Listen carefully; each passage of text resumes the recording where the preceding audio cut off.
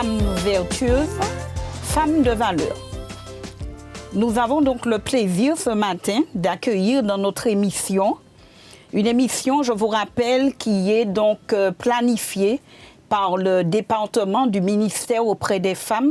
Nous recevons donc Albertine Suivant. Albertine, bonjour et bienvenue. Bonjour Nadège.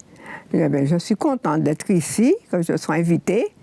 Alors, je pense que ce moment sera un moment agréable pour chacun de nous. Exactement. Surtout qu'Albertine, au début, m'a dit donc qu'elle était très détendue, qu'elle est bien. Donc, tu continues d'être bien et nous allons librement partager un parcours de vie, une expérience, des expériences qui, j'en suis sûre, encourageront d'autres femmes, d'autres auditeurs. Albertine, comme d'habitude, nous posons la question, qui étais-tu petite fille? Eh bien, quand j'étais petite fille, j'étais toujours active, joyeuse. Et j'aimais rendre service à mes parents. Mais au fait, c'est ma grand-mère qui m'a élevée. D'accord. Parce que ma mère, elle travaillait, elle dormait à l'intérieur. Alors c'est ma grand-mère, elle a élevé ses petits-enfants. Nous étions plusieurs, petits garçons, petites filles, nous étions plusieurs. Alors donc il y avait la joie, elle avait la bonne humeur. Et là, nous habitons à Foncapau. Eh bien, et à Foncapau-Caubert, eh bien, il y avait la mer devant, la rivière à côté. Nous étions toujours à la mer en train de nous baigner. Alors, c'était une enfant joyeuse. J'étais obéissante. J'écoutais bien quand on me parlait. J'aimais beaucoup ma grand-mère parce que c'est elle qui m'a éduquée. Elle était gentille avec nous. Voilà, j'ai passé une bonne, heureuse enfance. Et ma mère, de temps en temps, à son travail, j'allais faire les petites vacances avec elle. Alors, à son travail, pendant les vacances. Alors voilà, je la voyais de tout le temps. Je ne vois pas, de temps en temps, je la voyais. Et puis voilà. Et bien, on passait des bons moments agréables. Albertine, est-ce que tu avais un petit nom quand tu étais petite? Eh bien, mais oui, hein. On me surnommait. Et c'était une dame. C'était une dame qui avait une fille, une Syrienne.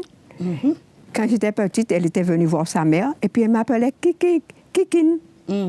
Et puis le nom Kino m'est resté. Voilà. Donc Kikine, Kino, pas Titine. Pito Kino, dans mon quartier, dans ma commune. Dans ma commune. Bon, et Titine, c'est après... Parce que j'étais un endroit où je travaillais, et puis il y avait des enfants. Alors les enfants m'appelaient Titine. Voilà. Alors donc on dit Titine. Voilà. Donc Titine, dis-moi ce matin, quelle valeur ta grand-mère donc a développée autour de vous? À travers l'éducation qu'elle vous a donnée, quelles étaient les valeurs qui prédominaient? Eh bien, ma grand-mère, elle était vraiment très respectueuse. Je ne connais pas sa capacité d'étude. Voilà.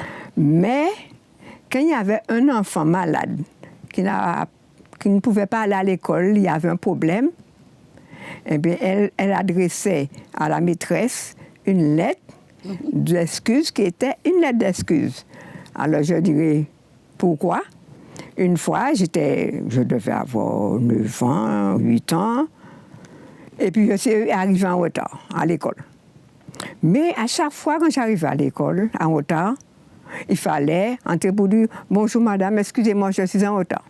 Et ce jour-là, je n'ai pas voulu. J'ai dit « Je suis restée près de la porte ». Alors, la directrice de l'école est entrée. Elle a apporté un document pour la maîtresse. Elle me voit là, elle ressort, elle me voit là. Elle me dit « Petite fille, qui est ta maman ?»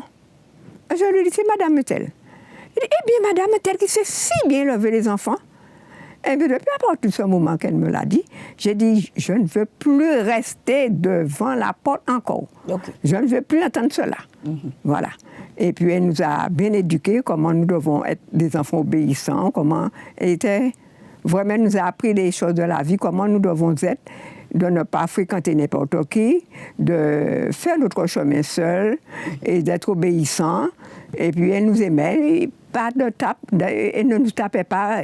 On n'a pas connu ça. Okay. Je n'ai pas connu ça. Titine, dis-moi, comment grandir donc, dans un tel environnement, comment ça t'a construit, jeune fille? Comment tu étais quand tu as grandi, tu es devenue une jeune fille? Qu'est-ce que toutes ces valeurs t'ont apporté?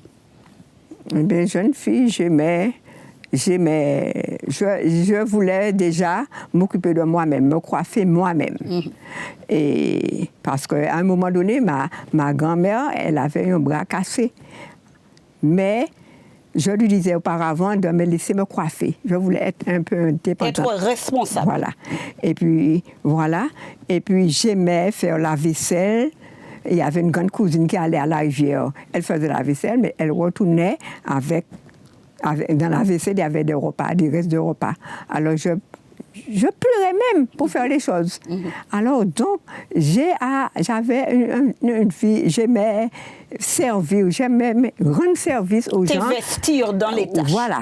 Alors, et ma grand-mère disait qu'il y avait notre cousine, elle disait, et je vais mieux gagner ma vie que l'autre, parce que je suis toujours prêt à faire quelque chose. Alors maintenant, dis-moi, Titine, comment tu as gagné ta vie? Tu as donc grandi, qu'est-ce que tu as fait comme métier? Comment tu as gagné ta vie? Mais comme métier, j'ai été travailler jeune, je faisais le ménage. Mais pourquoi j'ai laissé l'école? Quand je suis arrivée en fin d'études, alors, le maître est en train de nous faire une histoire, une leçon d'histoire. J'écoute. Et puis, dans le banc à côté là, les rangées étaient comme ça.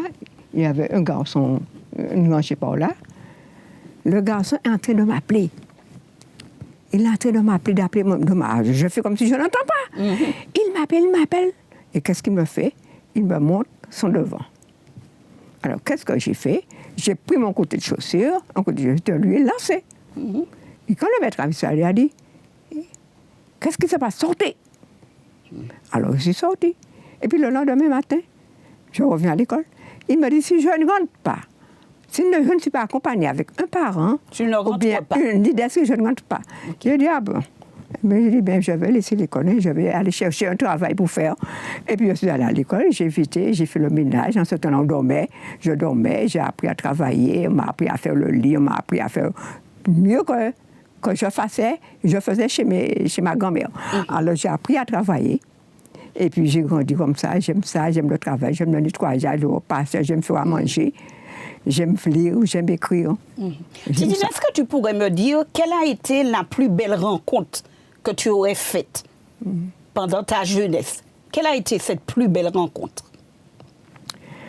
Eh bien, la plus belle rencontre de ma jeunesse, c'était... On a fait des rencontres, mais... Pas forcément avec un être humain, mais est-ce que tu aurais rencontré quelqu'un qui aurait vraiment transformé ta vie? Eh bien, c'est Dieu qui a transformé ma vie. Voilà. C'est Dieu qui a transformé ma vie. La meilleure rencontre, c'est de connaître Dieu. Parce que quand on ne connaît pas Dieu, on fait n'importe quoi. Et comment tu l'aurais connu? Comment tu as rencontré ce Dieu qui t'accompagne jusqu'à aujourd'hui? Eh bien, quand j'ai eu ma première fille, je suis été habiter avec mon époux. Il n'était pas encore marié. J'étais catholique. J'étais catholique, on ne connaissait pas Dieu. Et puis nous vivions ensemble. Après 3 années, j'ai trouvé une Bible sous le lit. Alors j'ai pris la Bible. Et cette Bible appartenait à ton compagnon? Oui, elle appartenait. Je n'avais jamais vu voir lire ce livre. Alors je l'ai pris, je suis partie parce que j'ai déménagé, parce que la maison était trop petite. Et puis quand je suis arrivée, la propriétaire m'a dit, tu lis ta Bible, hein? Tu as une Bible, tu la lis. je ne pouvais pas lui dire ni oui, ni non, parce que je n'avais jamais lu la Bible, je ne connaissais pas. Alors, je me suis mise à lire la Bible sans comprendre. Je lisais. Arrivé aux Actes des Apôtres, enfin, je suis tombée un jour, et sur les livres des Actes des Apôtres, je lui dis, les Actes des Apôtres, c'est long, hein? Elle me dit, Elle me dit, oui, mais sans explication. Mais je lis. La nuit, je lis et le soir, tard, il n'y avait pas encore d'électricité, je lisais avec une petite bougie ou bien la lampe. Je lisais tard le soir, très, très, très tard. Mais dis-moi, Titine, cette propriétaire, elle connaissait déjà Dieu? Oui, c'était des catholiques, mais ils n'étaient pas pratiquants tout le temps, mais ils lisaient l'après-midi. C'était des sœurs de chair, hein, qui habitaient à la maison, et chacun avait un petit bout de chambre qu'il louait. Alors donc, l'après-midi, elles étaient en train de lire la Bible, la parole de Dieu. Alors, et puis voilà. Et puis, mais à partir de quel moment tu commences à comprendre ce que tu lis? Est-ce qu'il a fallu que quelqu'un t'explique la Bible? Non, j'ai pas eu d'explication. C'est quand j'ai fait ma 4e enfant, elle m'a dit, le baptême des enfants n'est pas dans la Bible. Il faut que tu saches ce que tu dois faire avec ton enfant. Mais dans cette période-là, elle allait au temple évangéliste. Elle commençait à aller. Une nièce à elle l'avait invitée. Alors, je suis allée à Crozonville. C'était bien. Alors, j'allais quand je pouvais avec mes enfants. J'allais avec les enfants, j'allais sans les enfants de temps en temps. Et puis, c'était bien. J'ai présenté 4 enfants au temple évangéliste. Et puis, c'est un jour, j'ai rencontré un chauffeur de bus qui me dit, « Où vas-tu » J'ai dit, « Eh bien, je suis... » « Non, d'où sors-tu » ?»« Tu es belle, d'où sors-tu » J'ai dit, « Je suis sortie au temple évangéliste à Crozonville. » Alors, il me dit, « Tu vas jusque-là et tu as la vérité tout près de toi. » Parce qu'il faisait le bus de Plateau Fofo, Petit Paradis, en ce temps-là. Tu as la vérité tout près de toi. Ne regarde pas ce petit groupe de personnes qui est là, parce que Dieu a dit, petit troupeau, et le Seigneur a trouvé bon de vous donner le royaume. Alors donc, ça s'est rentré là. Une autre personne qui s'appelle Albertine de Bellefontaine, je l'ai rencontrée. Elle me dit, d'où sors-tu? Je lui dis, au temple évangéliste. Il me dit, ah, tu es mieux que si tu étais catholique. Mais c'est dommage, c'est trop long de toi, je ne peux pas te faire, je vais te faire une étude avec toi. Mais ça m'a fait tic. Et j'ai demandé à la dame, mon propriétaire, je lui dis, que penses-tu des adventistes? Il me dit, les adventistes, eh bien, ils sont sous la loi. S'ils font la loi bien, ils seront sauvés. Alors, j'ai entendu, mais la loi, c'est quoi? On ne sait même pas. Alors donc, j'ai continué à lire. Et puis, je suis tombée sur Hébreux 4, 8 à 13, qui nous dit, car si Josué leur eût donné le repos, il ne parlerait pas après cela d'un autre jour. Il y a donc un jour de repos, un jour de sabbat réservé au peuple de Dieu. Celui qui entre dans ce repos entre dans le repos de Dieu comme Dieu s'est reposé des siennes. Et il nous est dit, efforcez-vous d'entrer dans ce repos, que personne ne tombe en donnant le même exemple de désobéissance. Car la parole de Dieu est vivante et efficace, plus tranchante qu'une épée quelconque, jusqu'à partager âme et esprit, jointure et moelle, et juge les sentiments et les pensées du cœur. Nulle créature n'est cachée devant lui, mais tout est à nu et au découvert aux yeux de celui à qui nous devons rendre compte. Et quand j'ai lu cela, j'ai dit, mon Dieu, c'est les adventistes qui ont raison. Je me suis mise à genoux et j'ai prié, j'ai dit, Seigneur, fais-moi savoir si je suis dans la vérité ou non, car il y a de ceux qui veulent entendre parler de toi et de ceux qui ne veulent pas, mais envoie tes serviteurs vers eux. Alors c'est ainsi que ces serviteurs n'ont pas tardé à venir. Et ces serviteurs sont venus quelques jours après pour voir le propriétaire de la maison, pour leur parler du sabbat. Et puis, j'ai écouté. Et ce jour-là, je devais aller ce soir-là, c'était un samedi après-midi, ils ont terminé tard, vers les 7 heures, je devais aller rendre service à quelqu'un, et quelqu'un m'avait demandé pour venir lui donner un coup de main parce qu'elle recevait du monde, faisait une petite fête quelconque. Alors, elle m'a dit, oui, combien ça allait me coûter, lui coûter. Alors, je lui ai dit que 100 francs, ce temps-là, 100 francs. Alors, il m'a dit, d'accord. Et puis, quand tout le monde est parti, je n'ai pas pensé du tout à cela. Alors, j'ai dit, aïe, aïe, aïe, la dame doit m'attendre. Mais dit, je n'irai pas, parce que ce que j'ai entendu là, ce soir-là, ça vaut plus que le 100 € que la dame va me donner. Ce que j'ai entendu là, concernant la parole de Dieu. Alors, je dirai à la dame lundi, si Dieu veut, je ne pouvais pas venir. Voilà. Donc, Titine, tu avais donc maintenant une claire compréhension de cette parole que tu avais trouvée enfouie sous un matelas. Oui. Femme vertueuse, femme de valeur. Elle a encore beaucoup de choses à nous dire. Nous la retrouvons. Femme vertueuse, femme de valeur. Nous retrouvons Albertine suivant qui nous permet de l'appeler Titine. Titine, donc, te voilà donc au fait de cette parole. Tu as eu donc cette révélation, cette nouvelle compréhension. Comment donc tu mets en pratique cette parole que tu as découverte? Comment tu la vis chaque jour? Mais chaque jour, je passe du temps de qualité avec mon Dieu.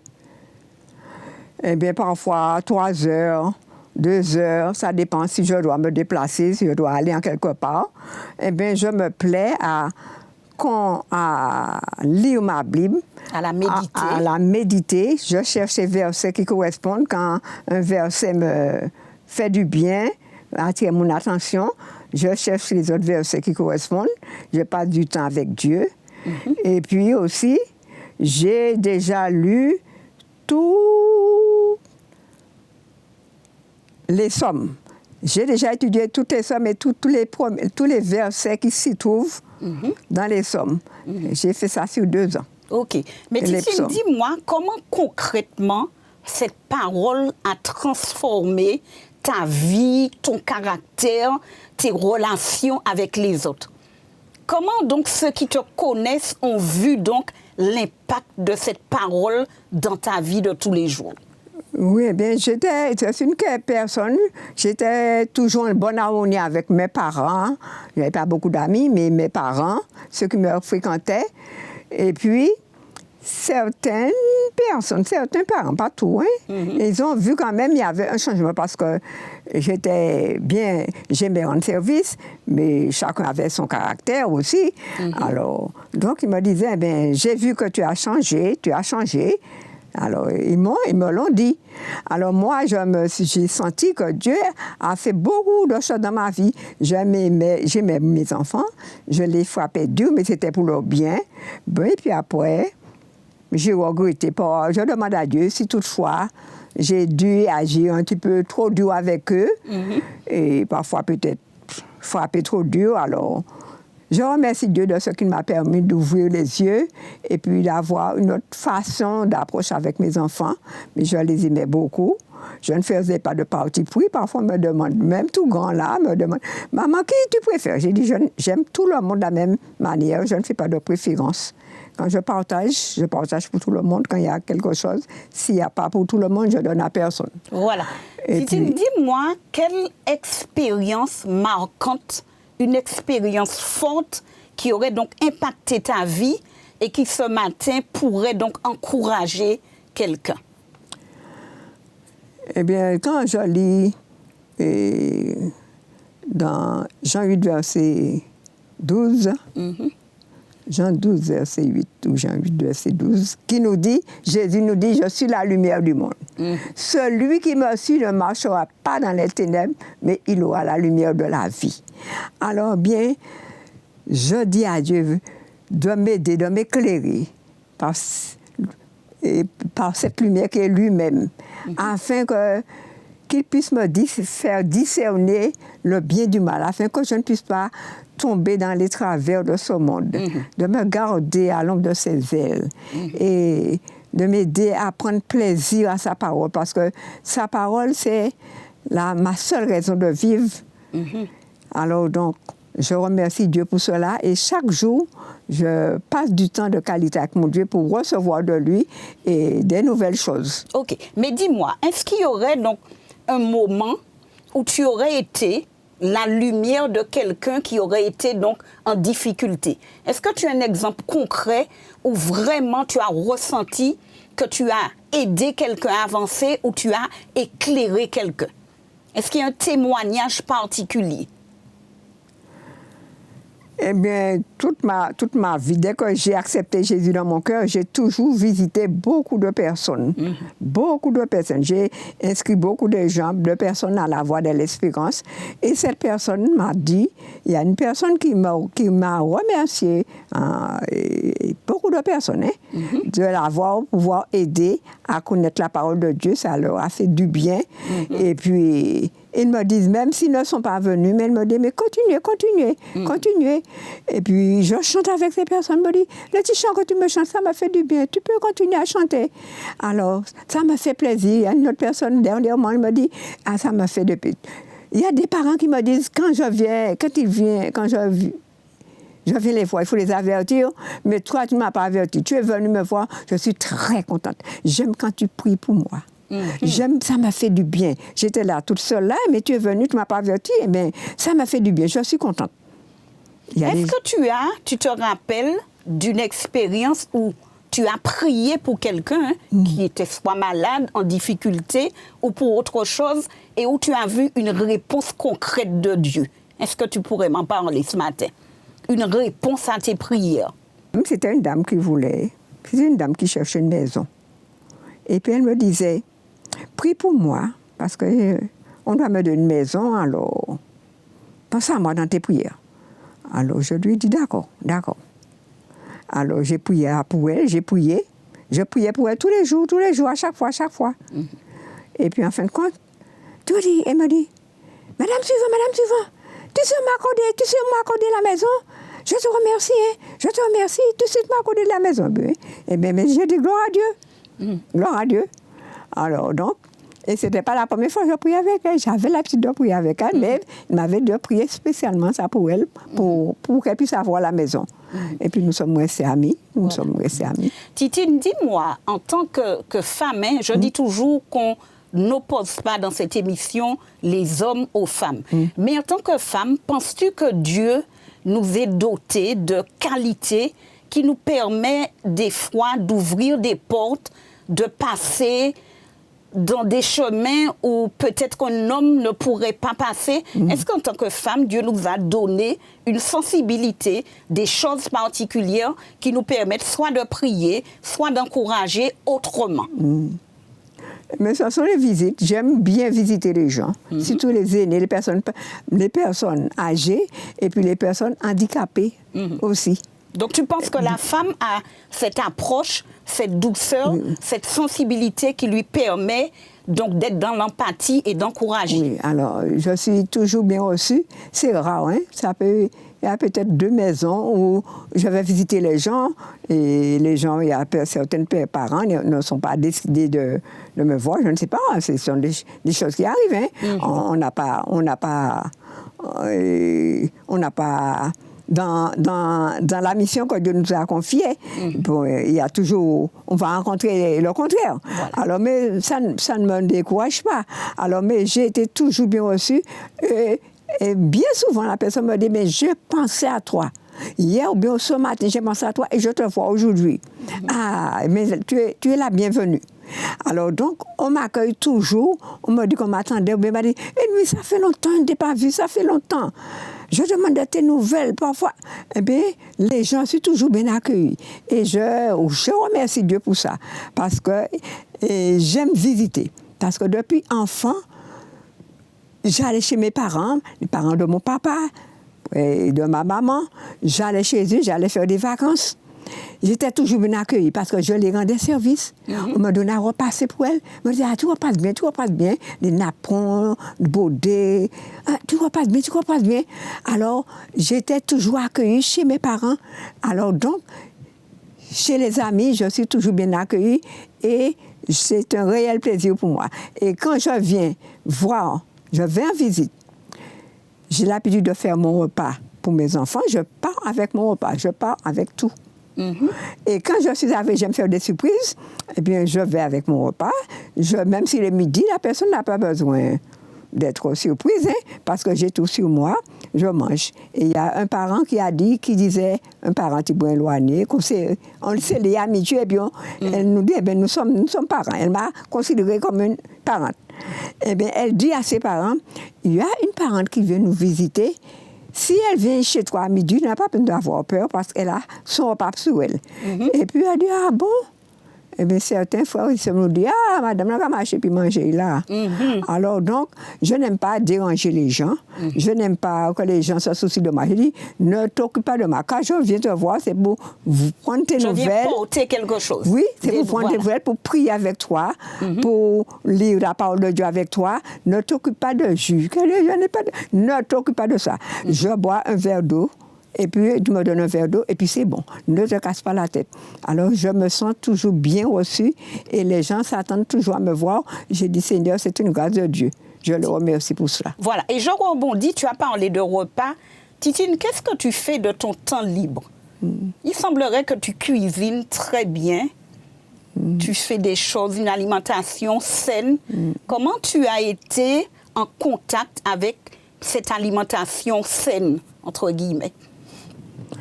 Eh bien, c'est depuis que ma première fille était à l'école primaire.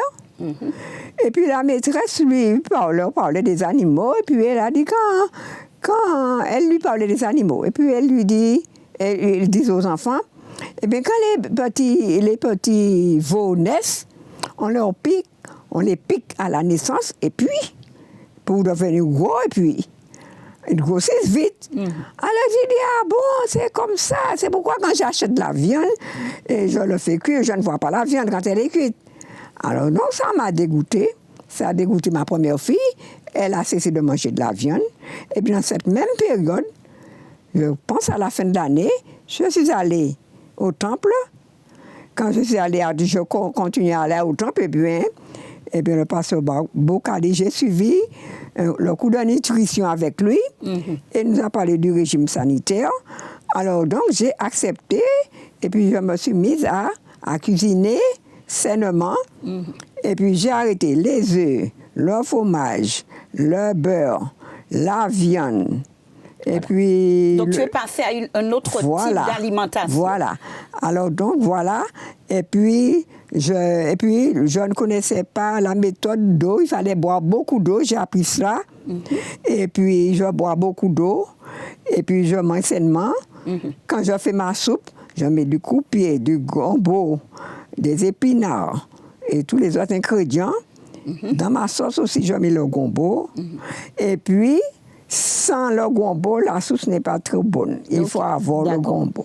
Alors, je puis vous dire qu'elle a trouvé la bonne recette parce qu'elle est dynamique. Physiquement, elle est en forme. Mais Titine, dis-moi, qu'est-ce que tu fais comme loisir? Qu'est-ce que tu fais quand tu n'es pas dans ta Bible, quand tu ne cuisines pas? Comment tu t'occupes? Je n'ai pas de loisir. Quand tu ne visites pas. Au fait, tu as envie de me dire que ta vie même, c'est un loisir. Quoi. Ma vie, c'est un loisir de visiter les gens. Je me programme. Je suis quelqu'un qui me programme. J'ai dit, Seigneur, cette semaine, j'irai voir telle et telle personne. Telle et telle personne. Si c'est à l'hôpital, si c'est chez elle, je mets mon plan dans les mains de Dieu. Mon plaisir, c'est de visiter les gens. Donc, voilà ton loisir. Est-ce que tu pourrais me dire quelle approche tu as? Quelle relation tu as avec les jeunes? Déjà, comment tu les vois? Et au-delà de les moraliser, comment tu penses qu'on peut donc les encadrer, les encourager? J'aime beaucoup la jeunesse, mais quand je les vois, parfois, j'oublie leur nom. Je lui dis, ma douce, ma belle. Alors, on la voiture, je lui dis, parfois, je ne fais pas ça devant tout le monde. Dans un petit coin, je l'embrasse comme dans mes mains, je leur fais un bisou, je lui dis, je t'aime. Voilà. Je t'aime. J'aime beaucoup la jeunesse, j'aime beaucoup. Alors, je leur dis ça, et puis, voilà, il m'a dit, moi aussi. Titine, imagine que ce matin, il y ait une femme qui soit vraiment découragée. Quel message tu aurais ce matin pour remonter le moral de quelqu'un, pour l'encourager, pour lui ouvrir des perspectives? Qu'est-ce que tu lui dirais ce matin? Je dirais, la vie n'est pas facile à cause du péché. Nous sommes éprouvés de toutes parts. Alors, c'est le lot de chaque personne. Alors, quand tu es éprouvé, quand ça ne va pas, tu te remets à Dieu. Tu mets tout dans les mains de Dieu. Parce que Dieu nous dit de déposer nos fardeaux à ses pieds, nos soucis, et il prendra soin. Mais il faut savoir le déposer. Il faut savoir faire confiance à Dieu. Alors, il ne faut pas douter de Dieu. Parce que c'est lui qui est notre créateur. Il sait tout sur nous. Il connaît nos conditions de vie, ce à quoi nous aspirons, à quoi nous soupirons. Il connaît nos rêves, il connaît tout.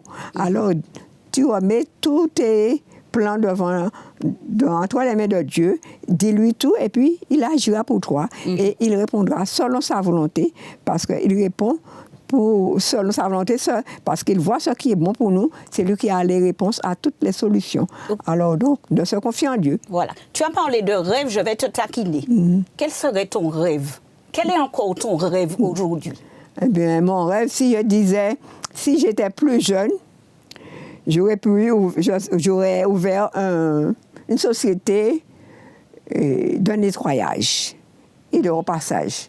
J'aurais appris les gens à nettoyer et à repasser parce que j'aime ça beaucoup. Je pensais que tu allais parler d'alimentation. Je pensais que tu allais me dire que j'allais ouvrir un restaurant, une cuisine qui proposerait une alimentation saine. Bien peut-être, on sait, mais le nettoyage et le repassage, alors j'aime beaucoup et j'aime faire à manger aussi, et puis je fais mon pain aussi moi-même. Je fais mon pain. Alors donc, j'aime bien cuisiner. Il y a certaines personnes qui sont déjà venues chez moi. Alors, je leur apprends à faire, par exemple. Et le dongré, eh bien, je mets concombre, chou paumé. Je fais revenir l'oignon avant. J'ajoute concombre, chou paumé. Je laisse faire un bouillon. Après avoir déjà préparé mes petites boulettes. Et je mets dedans, avec la tomate, tout cela. C'est très, très bon. Au lieu de manger les dongrés avec lentilles, poivrons, non, c'est pas. Ça, c'est les choses du passé, là. Et tu m'as parlé, je vais répéter ce que tu m'as dit, tu m'as parlé du migan. Tu le fais aussi d'une manière particulière. Le migan, eh bien, voilà. Eh bien, je mets un fruit à pain bien mûr. Je le coupe en petits morceaux. Je mets du jus au mont, oignon paillé, bouquet garni, oignon, beaucoup d'ail, feuilles de bois d'Inde, je mets à cuire. Quand ça commence à faire un gros bouillon, je mets du colombo dedans. Et avec cela, et puis un peu d'huile, et bien avec cela, on n'a pas besoin de chair. Voilà. Je vais te demander, tu aimes chanter? Ah oui, j'aime chanter pour ça. Est-ce que tu pourrais fredonner ce matin, même une strophe d'un cantique que tu aimes bien? Le 46. Vas-y. Oui, je veux te bénir et chanter ta clémence. Et là, Seigneur, je t'avais irrité, mais tu m'as de regard rendu ta bienveillance en me lavant de mon iniquité, en me lavant de mon iniquité. Et Dieu lui a vraiment rendu sa bienveillance. Bon pied, bon œil, dynamique. Nous avons reçu ce matin Albertine Suivant. Elle m'a permis de l'appeler Titine. Femme vertueuse, femme de valeur. J'ai déjà hâte de rencontrer notre prochaine femme de valeur. À bientôt.